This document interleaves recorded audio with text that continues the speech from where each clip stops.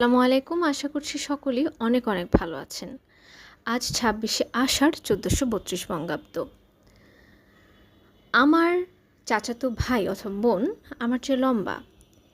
ইংলিশে যদি আমরা বাক্যটি বলতে চাই তাহলে আমরা ব্যবহার করতে পারি my cousin is taller than I, অথবা ব্যবহার করতে পারি my cousin is taller than me.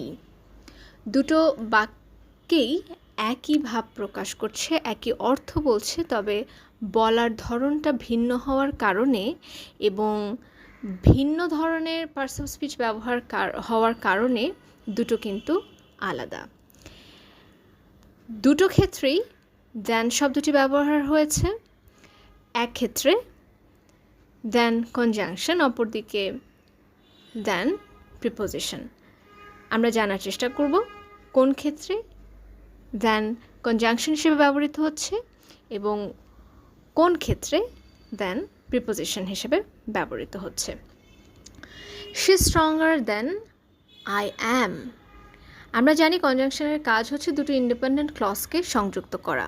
এই বাক্যে আপনারা খেয়াল করলেই দেখতে পারবেন যে দুটো ইন্ডিপেন্ডেন্ট ক্লজকে সে সংযুক্ত করেছে। That is she is stronger independent clause, অপরদিকে আই অ্যাম ইন্ডিপেন্ডেন্ট ক্লজ। এই দুটোকে দ্যান সংযুক্ত করে এবং দ্যানের পরে যে প্রোনাউনটি ব্যবহৃত হয়েছে তা একটি সাবজেক্ট প্রোনাউন।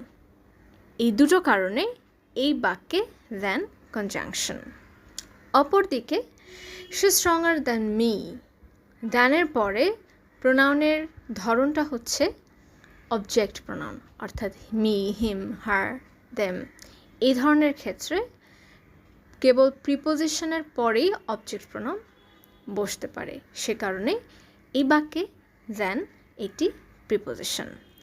অর্থাৎ my cousin is taller than I বললে দ্যান এখানে একটি কনজাংশন এবং my cousin is taller than me বললে দ্যান একটি প্রিপোজিশন হিসেবে ব্যবহৃত হয়ে থাকে।